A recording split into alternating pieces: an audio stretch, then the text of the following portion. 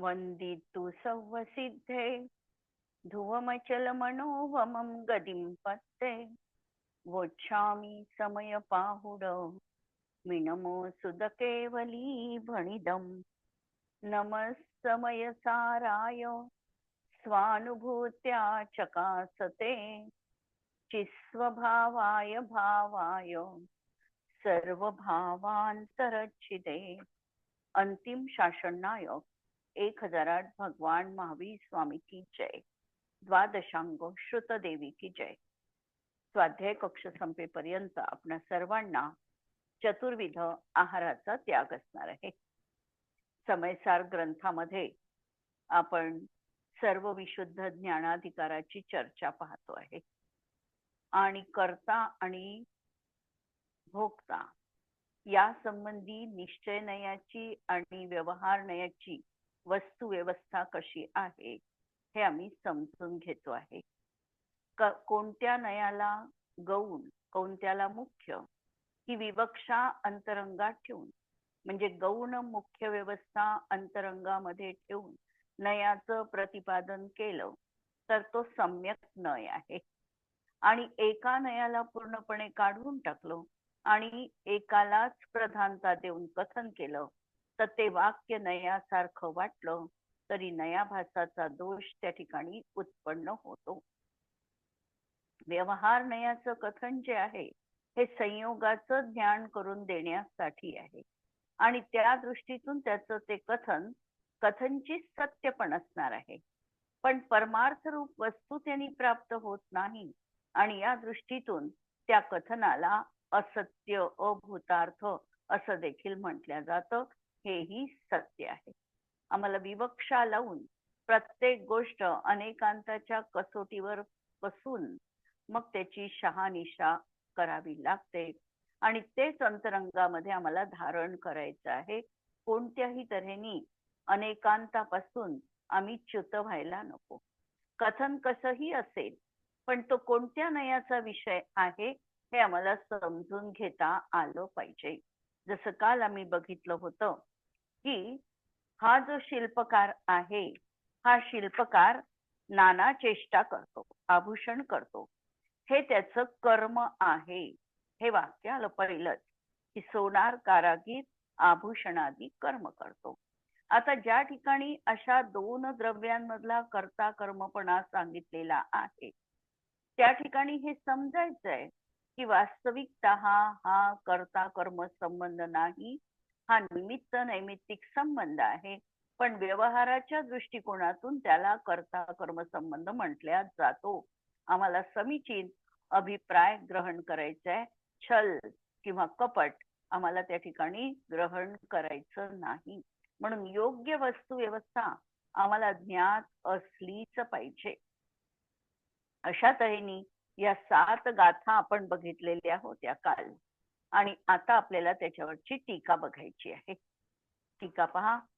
ज्याप्रमाणे सोनार वगैरे कारागीर कुंडल वगैरे परद्रव्याचे परिणाममय कर्म करतो, हे जे वाक्य आलेलं आहे हे व्यवहार नयाने आलेलं आहे। आणि हा व्यवहार कोणता आहे? व्यवहार देखील दोन तऱ्हेचे आहे, सद्भूत व्यवहार आणि असद्भूत व्यवहार।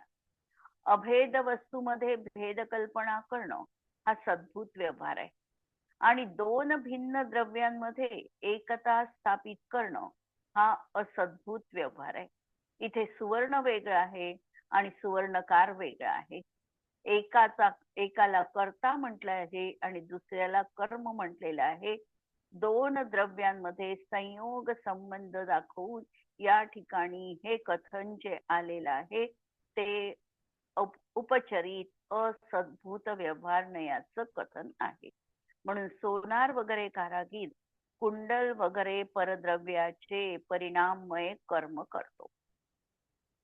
हतोडी वगैरे परद्रव्याच्या परिणाम रूप साधनांनी करतो, त्यासाठी करण वापरलेला आहे। कारण तो सुवर्णकार जरी दागिन्यांची निर्मिती करतो तरी त्याला साधनांची गरज आहे आणि ते त्याचे सूक्ष्म अवजार साधन हे करण म्हटल्या जातात। हतोडी वगैरे परद्रव्यमय परिणाममय साधनांना ग्रहण करतो, ते त्याला हातामध्ये घ्यावे पण लागतात सगळं परद्रव्यांचं तो ग्रहण देखील करतो, सोडणं देखील करतो आणि कुंडल आदी कर्मांचे फलस्वरूप ग्राम धनाधिक परद्रव्यांच्या परिणाममय कर्मफलाला भोगतो. आणि जी त्यांनी कारागिरी केलेली आहे त्या कारागिरानुसार त्याला त्याचा मोबदला देखील मिळतो आणि त्या मोबदल्याच्या फळाला तो भोगतो. परत या ठिकाणी पराचा भोग घेतो, परद्रव्य त्याला मिळतात हे सांगून हा असद्भूत व्यवहार आहे हे समजायचं आहे. इथपर्यंत ठीक आहे. हा व्यवहार नयाचा विषय झाला. पण आचार्य नुसता एक विषय सांगून थांबत नाही.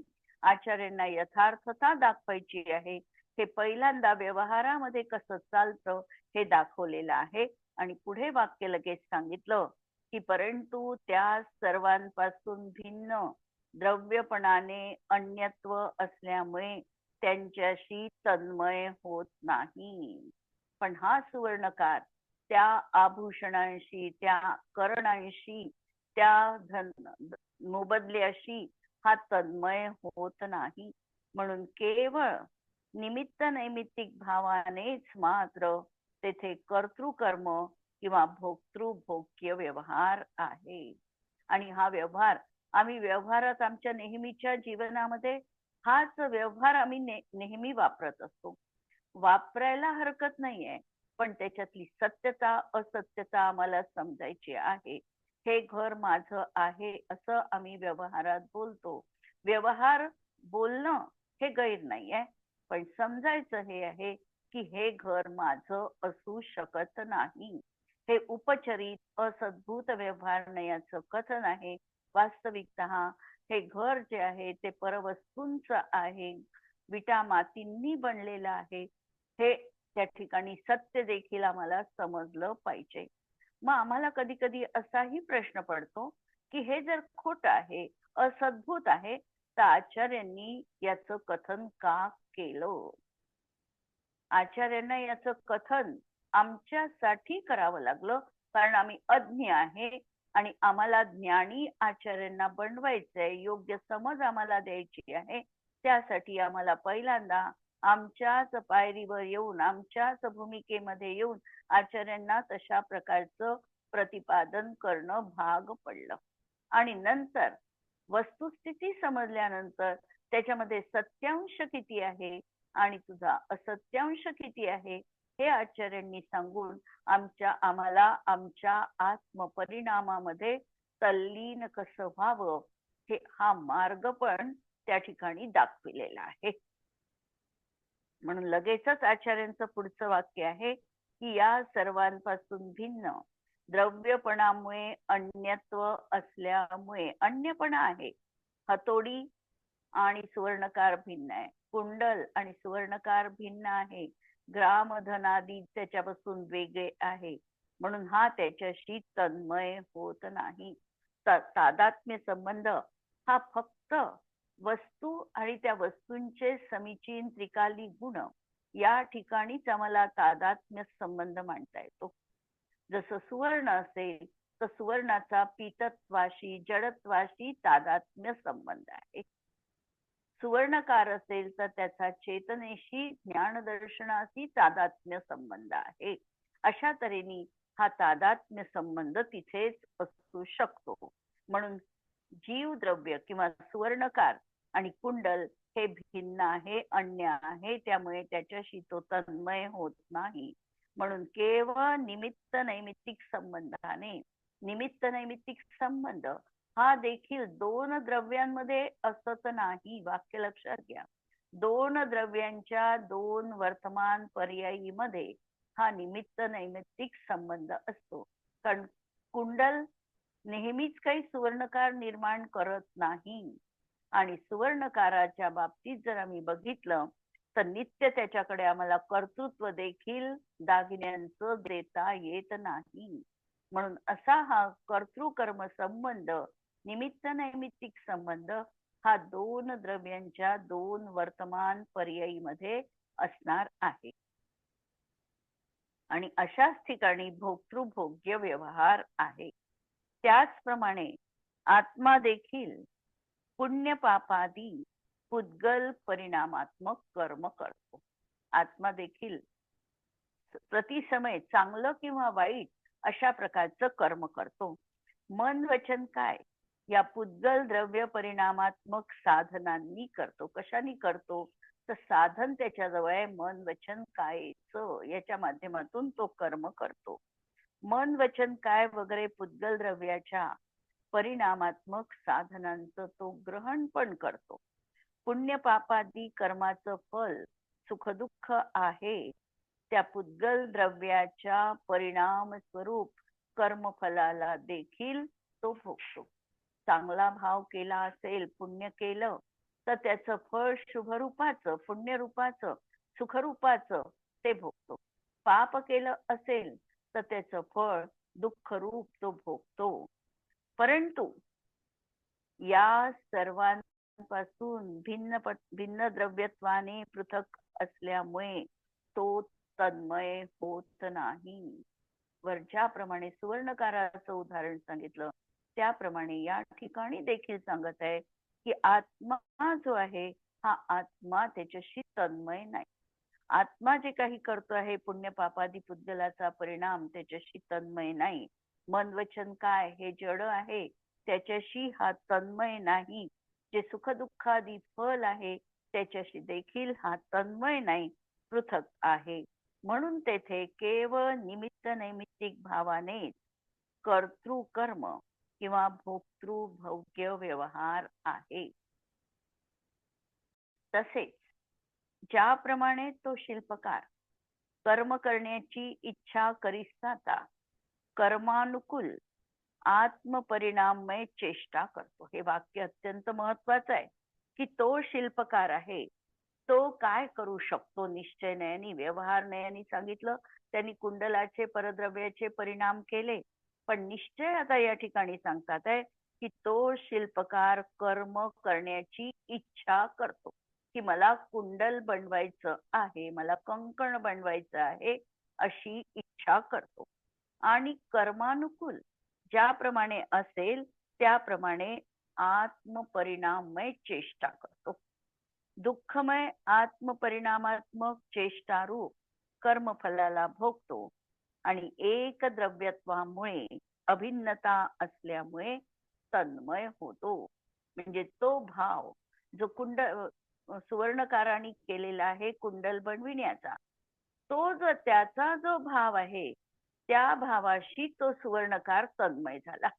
किंवा जे काही कर्मफलाचं दुःखमय असा परिणाम आला असेल, सुखमय परिणाम, इंद्रियजन्य सुखमय परिणाम, त्या परिणामाला हा भोगतो. वास्तविकतः पराला हा भोगू शकत नाही. पराला करण्यास आणि पराला भोगण्यास हा असमर्थ आहे. परंतु हा आपल्या परिणामांना मात्र करतो आणि आपल्या परिणामांचाच भोग शेवटी घेतो. त्याचे जे सुखदुःख रूप परिणाम होतील, आत्मजन्य परिणाम, त्या परिणामांना हा भोगतो, न की पुद्गल द्रव्याला. म्हणून त्याला तो भोगतो आणि त्या ठिकाणी एकच द्रव्य आहे, जीव द्रव्य, तेच कर्तृत्व घेत आहे आणि तेच भोक्तृत्व घेत आहे. म्हणून तो त्याच्याशी तन्मय आहे. आता हे जे कथन आलेलं आहे की त्याचे जे रागद्वेषादी परिणाम आहे, करण्याचा परिणाम आहे, त्या परिणामांचा तो कर्ता आहे, हे कथन देखील आता अशुद्ध निश्चय नयानी आलेला आहे. अशुद्ध निश्चय नयच म्हणणार आहे की हा जीव अशा प्रकारचा परिणाम करतो किंवा सुखदुःख परिणाम भोगतो. हे अशुद्ध नयानी कथन आलेलं आहे. आणि अशुद्ध निश्चय आहे ज्याचं त्याच्यामध्ये कथन केलं त्या परिणामाशी तो त्या समयात तन्मय आहे म्हणून निश्चय आहे. पण पाहताना मात्र अशुद्ध परिणाम बघितला म्हणून अशुद्ध निश्चय नयाचा तो विषय झाला. आम्हाला एवढं डिटेलमध्ये जायची गरज नाहीये, पण नयविवक्षा आम्हाला समजण्यासाठी विशेष फोड करून या ठिकाणी आपण बघतो आहे. म्हणून तेथेच परिणाम आणि परिणामी, परिणाम हा जो त्याचा भाव झाला हा त्याचा परिणाम, आणि आत्मा जो आहे तो परिणामी, या भावाने कर्तृकर्म आणि भोक्तृभोग्यपणाचा निश्चय आहे. म्हणजे जो भाव आहे अशा तऱ्हेने तोच त्याचा कर्ता आहे आणि तोच त्याचा भोगता आहे. याप्रमाणे आत्मा देखील कर्म करण्याची इच्छा करणारा, म्हणजे आपल्या उपयोगाची तसेच प्रदेशांची चेष्टारूप आपल्याच परिणाममय कर्माला करतो. मग आत्मा काय करतो? जी त्याची क्रिया होते आहे, ती क्रिया जी होते आहे ती क्रिया करण्याची तो इच्छा करतो आहे. मला अमुक वस्तू हवी आहे किंवा मला अमुक करायचं आहे, ह्या त्याच्या करणे रूप परिणामाचा तो करता आहे आणि याचा मी भोग घेतो आहे. या भोगाच्या भावाचा तो करता आहे. समजा मला एखादी वस्तू बनवायची आहे, तर बनवायची आहे तर त्या वस्तूच्या परिणामाचा हा आत्मा करता नाहीये. हा व्यवहाराने करता म्हटल्या जाईल, असद्भूत व्यवहार नयानी, पण खऱ्या अर्थाने निश्चय नयानी हा त्या वस्तूचा करता नाही. मग हा करता झाला कशाचा?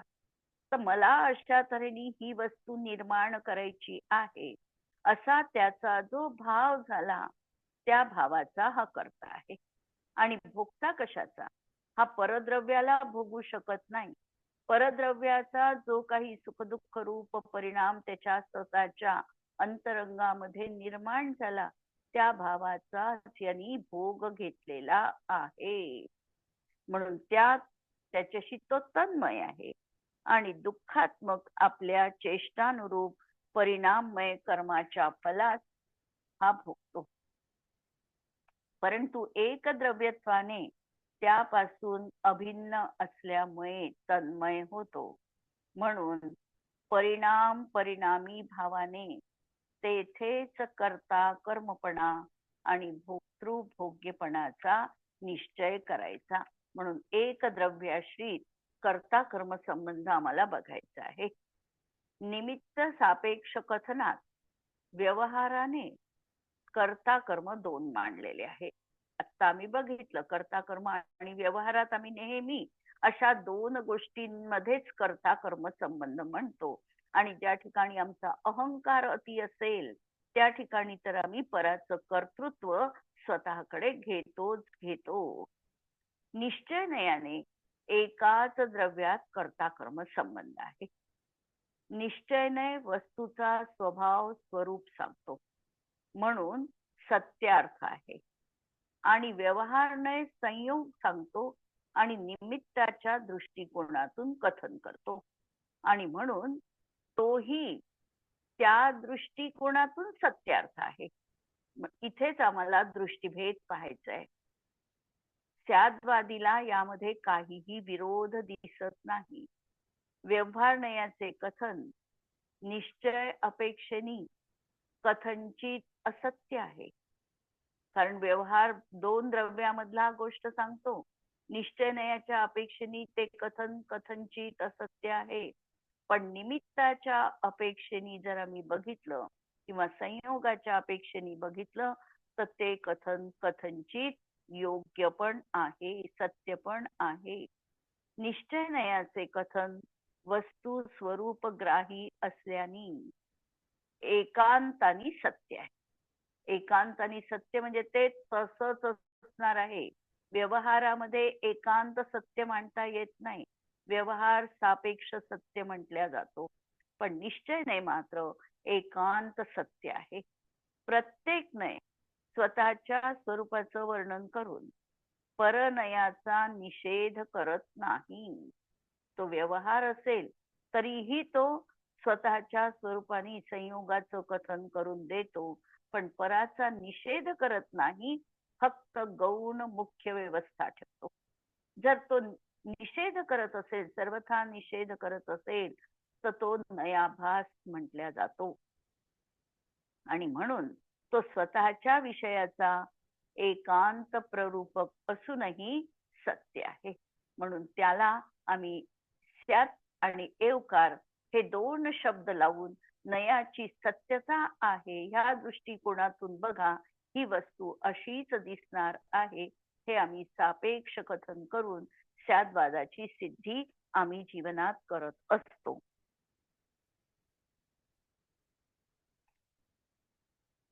या गाथांमध्ये कर्ता कर्म आणि भोक्ता भोग्य भावांचा निश्चय आणि व्यवहाराने स्पष्टीकरण आचार्य दिलेले आहे. जयसेन आचार्यांनी नय विभागाने ही गोष्ट स्पष्ट केली की व्यवहार नयाने आत्मा द्रव्य कर्माचा कर्ता भोक्ता आहे. व्यवहार नयाने आत्मा द्रव्य कर्माचा कर्ता आणि भोक्ता आहे. द्रव्य कर्म म्हणजे कर्मांवर्गणा जी कर्मरूप होऊन परिणत झाली त्याचा कर्ता आणि भोक्ता आहे. वास्तविकतः द्रव्य कर्म वेगळं आणि आत्मा वेगळा यामध्ये दोन वस्तू भिन्न भिन्न आहे. आणि तरीही ह्या जीवानी द्रव्य कर्म केलं, मी कर्म करतो आहे, कर्मानी बद्ध आहे, अशा प्रकारचं हा असद्भूत व्यवहार नयाने म्हणू शकतो. का म्हणू शकतो? कारण यामध्ये त्याचे त्या समकालीन तसे परिणाम आहे आणि त्याच समयामध्ये ती कर्मांवर्गणा कर्मरूप परिणत झालेली आहे. दोन मध्ये एक समय आहे, काल प्रत्यासत्ती आहे आणि काल प्रत्यासत्ती असल्यामुळे त्या ठिकाणी निमित्त नैमित्तिक संबंध घटित होऊ शकतो. म्हणून जीवानी द्रव्य कर्म केलं असं अनुपचरित असद्भूत व्यवहारनय म्हणणार आहे. अशुद्ध निश्चय नयाने आत्मा भाव कर्माचा कर्ता आणि भोक्ता आहे. आम्ही जर अशुद्ध निश्चय लावला तर आम्ही ज्याचं त्याचं सांगितलं, भावचं सांगितलंय, पण भाव पाहत असताना आम्ही शुद्ध भाव न बघता अशुद्ध भावांना लक्ष केंद्रित केलं आणि हा जीव रागादी भावांचा कर्ता आहे किंवा हा रागादी परिणामांचा भोक्ता आहे हे म्हटलं. हे माझं वाक्य हा विषय झाला अशुद्ध निश्चय नयाचा. अज्ञानी जीव हर्ष शोक आदी भाव करतो आणि त्यालाच भोगतो, पण तो अज्ञानी सुद्धा घर धन पुत्र यांचा करता होऊ शकत नाही आणि त्याचा भोगता पण होऊ शकत नाही. म्हणून या ठिकाणी समन्वय आम्हाला साधायचा आहे.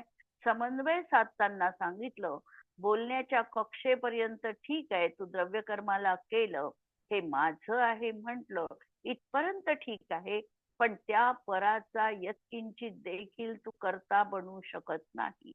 घरामध्ये अनेक सदस्य असतात, आम्ही त्यांना अशाच प्रकारे तुम्ही वागा हे तर म्हणू शकतो, पण ते तसे वागतील किंवा आमच्या म्हटल्यामुळे ते तसे वागतील अशा प्रकारचा कुठल्याही तऱ्हेचा तिथे संबंध असत नाही. त्यांच्या त्या परिणतीचा मी कर्ता बनू शकत नाही. ही गोष्ट आमच्या मनामध्ये ठसली पाहिजे. नंतर आम्ही पराचा भोग देखील घेऊ शकत नाही. आम्ही म्हणणार आहे की ही साडी मी परिधान केली, याचा भोग घेतला, पण कोणत्याही परद्रव्याचा हा जीव निश्चयाने भोग घेऊ शकत नाही. दुसरी विवक्षा सांगितली, ज्ञानी जीवाला स्वभावाचं भान आहे, त्याला आपला न्यायक स्वभाव प्रतीतीमध्ये आला आहे आणि या अपेक्षेने तो रागाचं स्वामित्व आणि भोक्तृत्व अभिप्रायामध्ये श्रद्धेमध्ये स्वीकारत नाही.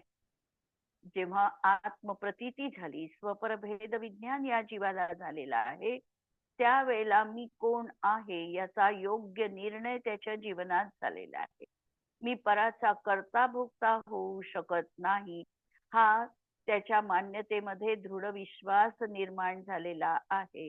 मी पराचा स्वामी होऊ शकत नाही ही गोष्ट देखील त्यांनी अभिप्रायामध्ये सर्वथा एकांताने स्वीकारलेली आहे आणि म्हणून तो या भावकर्माचा कर्ता भोक्ता बनत नाही. तरीही पर्यायी जोपर्यंत रागरूप परिणमन आहे त्या अपेक्षेने तो त्याचा कर्ता भोगता आहे. जरी श्रद्धेने ती गोष्ट स्वीकारली तरी अजून पूर्णांशाने चारित्र्यामध्ये ती गोष्ट आलेली नाही. चौथ्या गुणस्थांवरती जर तो अविरत सम्यक दृष्टी असेल तर त्यांनी स्वामित्व तर परद्रव्यावरच सोडलेलं आहे, पण अजून राग मात्र सुटलेला नाही. अप्रत्याख्यानजनित प्रत्याख्यानजनित राग त्याच्या जीवनात विद्यमान आहे आणि मग या रागाचा कर्ता कोण? तर या रागाचा कर्ता तोच जीव आहे म्हणून तो त्याचा करता भोगता असणार आहे. स्वभावाच्या दृष्टीने पाहिलं तर करता भोगता पण नाही, पण त्याचा एकांत पकडून कुणी म्हणेल की तो सर्वथा करता भोगता नाही, तर असे मात्र असू शकत नाही. जगतात हे मानले जाते की स्वर्णकाराने दागिने केले, कुंभकाराने घडा केला. कारण वास्तविक निश्चयाने सुवर्णकार दागिन्यांचा करता नाही. कारण निश्चयाने कर्ता कर्मपणा एकाच द्रव्यात आहे आणि हा केवळ निमित्त नैमित्तिक संबंध आहे. मी परद्रव्याचा करता आहे हा अभिप्राय मिथ्या आहे. जीवाला रागाचा करता म्हटल्या जातो, तो अज्ञानी जीव तसं मानतो म्हणून म्हटल्या जाते. अशा प्रकारे या गाथांमध्ये हे सांगितलं की परद्रव्यासोबत तन्मय होत नसल्याने, एकाकार होत नसल्यामुळे आत्मा परद्रव्याचा करता आणि भोगता व्यवहाराने आहे, परमार्थाने करता भोगता असत नाही. तथापि त्या करणे आणि भोगणे रूप भावांचा तत्संबंधी योग उपयोग रूप भावाचा मात्र तो करता आणि भोगता अवश्य आहे. म्हणजे तो त्याचा जो भाव होऊ लागलेला आहे की मला ही गोष्ट करायची आहे किंवा मला ही गोष्ट भोगायची आहे, असा तो त्याचा करण्याचा आणि भोगण्याचा जो भाव झाला, त्या भावाचा मात्र हा जीव अवश्यपणे करता आहे. खूप नय लावताना आम्हाला खूप सजगता बाळगावी लागते. थोडीही नयामध्ये आम्ही चूक केली तर आमचा सगळा दृष्टिकोन बदलू शकतो. आणि म्हणून हे कथन आम्हाला यथार्थ रीतीने समजून घ्यायचं आहे. आणि या गाथांचा 7 गाथा आहे आणि या गाथांचा प्रयोग आम्हाला जीवनात करायचा आहे.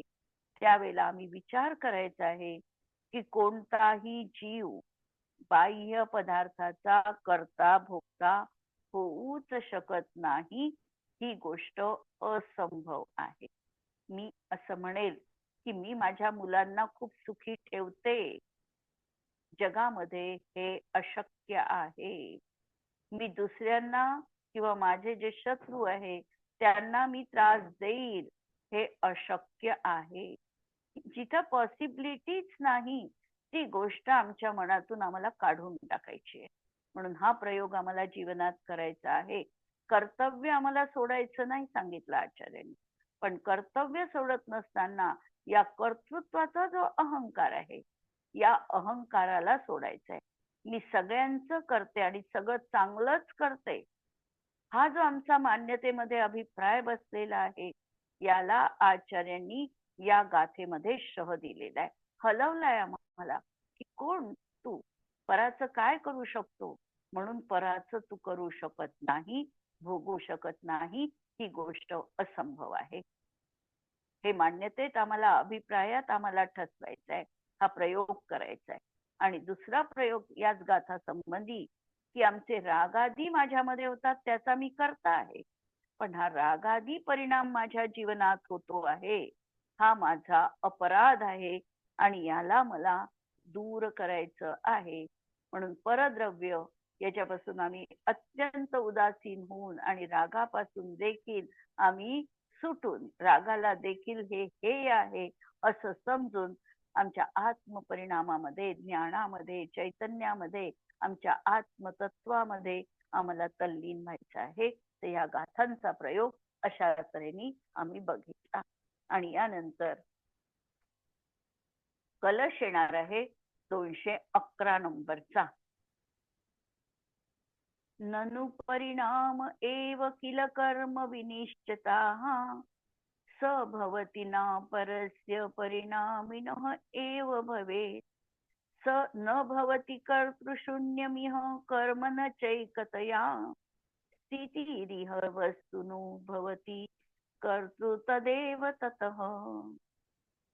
खरोखर जीवाचे परिणाम हेच निश्चयाने कर्म आहे. म्हणून कर्म कोणतं आत्म्याचं, तर त्याचा जो समय जो परिणाम होतो आहे, हेच आत्म्याचं कर्म आहे. आणि कर्ता आत्मा, त्याचा जो दुसऱ्यांना सुख देण्याचा परिणाम झाला, या परिणामाचा कर्ता आत्मा आहे. पण त्या परिणामामुळे दुसऱ्याला तो सुख देऊच शकेल असं मात्र नाही. इथे मात्र आम्हाला सजग राहायचं आहे. मी दुसऱ्यांना सुखी करू शकतो, हा माझा परिणाम झाला, या परिणामाचा हा कर्ता झाला. पण दुसऱ्यांनी त्यामुळे सुखीच व्हावं असं मात्र असणार नाही. म्हणून खरोखर जीवाचे परिणाम हेच निश्चयाने कर्म आहे. आणि तो परिणाम वास्तविक परिणामी अशा जीवद्रव्याचाच होतो. परिणाम कुणापासून उत्पन्न होणार आहे? तर जीवद्रव्यापासूनच परिणाम उत्पन्न होणार आहे. म्हणून तो समय उत्पन्न होणारा जो जीवाचा परिणाम आहे, तो शुभ असेल, अशुभ असेल, शुद्ध असेल, या परिणामाचा कर्ता हा जीव आहे, दुसऱ्या कुणाचाही नाही. आणि बाकी कशाचाही हा कर्ता होऊ शकत नाही. कारण की परिणाम आपापल्या द्रव्याच्या आश्रित आहे. एका द्रव्याच्या परिणामाचा आश्रय अन्य द्रव्य होत नाही. कर्म जे आहे ते कर्त्याच्या शिवाय होत नाही. आणि जे काही कर्म असेल त्या ठिकाणी कर्ता निश्चितपणे असला पाहिजे. जर पर्याय आहे, परिणाम आहे, तर परिणामाला करणारा कोणीतरी असला पाहिजे, आणि तो जीवद्रव्य आहे. तसेच वस्तूची एकरूप कूटस्थ स्थिती नाही. आणि वस्तू जर पाहिली तर ती नुसती कूटस्थ नित्य म्हणजे द्रव्य रूपच आहे असं नाही. तर ती जशी द्रव्यात्मक आहे तशी ती पर्यायात्मक देखील आहे.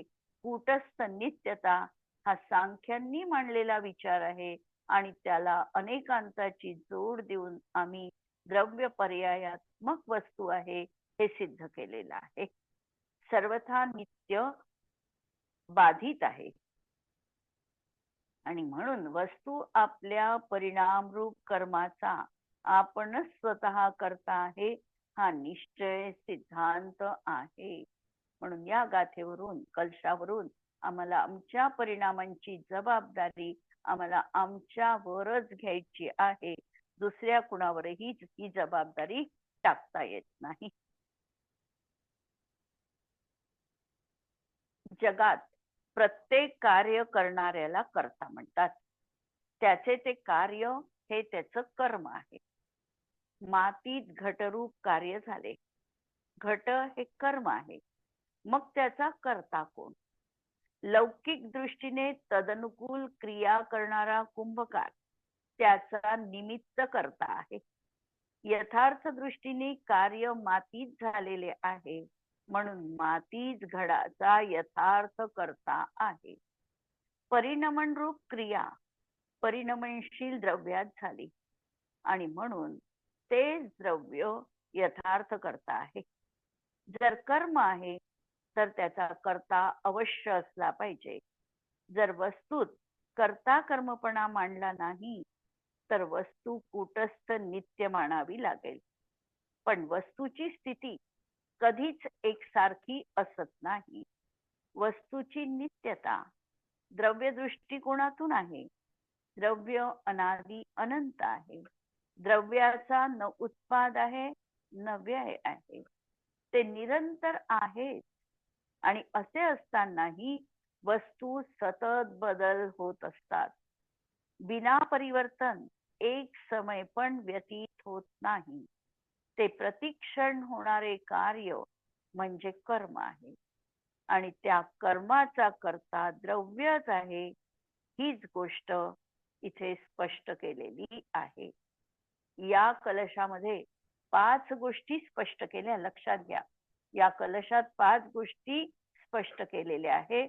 वस्तुतः परिणामच निश्चयाने कर्म आहे. परिणाम आपल्या आश्रयभूत परिणामीचाच होतो. दुसरी गोष्ट. तिसरं, कर्म कर्त्याशिवाय होत नाही. चौथं, वस्तू कधी एकरूप असत नाही. वस्तू स्वयं आपल्या परिणामरूप कर्माचा करता आहे. वस्तू सहज द्रव्य पर्याय रूप आहे आणि द्रव्य एक रूप आहे, पण पर्याय प्रतिक्षण बदलते. म्हणजे एक वस्तू अन्य वस्तूच्या परिणमनाचा करता नाही, कारण दोन वस्तूंची पृथक सत्ता आहे. आज आपण इथे थांबणार आहोत. जिनवाणी के ज्ञान ते सूझे लोकालोक, सो जिनवाणी मस्तक नमो सदा देत हो. नमो अरिहंताणं नमो सिद्धाणं नमो आयर्याणं नमो वज्रायाणं नमो लोये सवसाहुणं. सर्वांना जय जिनेंद्र.